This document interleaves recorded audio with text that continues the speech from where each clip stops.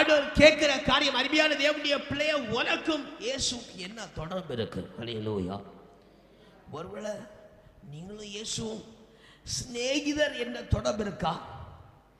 இல்ல அப்பா பிள்ளை என்கிற தொடர்பு இருக்கா? இல்ல ஆடும் நல்ல மேய்ப்பன் என்கிற தொடர்பு இருக்கா? இல்ல அவர் எனக்கு லவ்வர் என்று சொல்லுகிற நல்ல தொடர்பு இருக்கிறதா?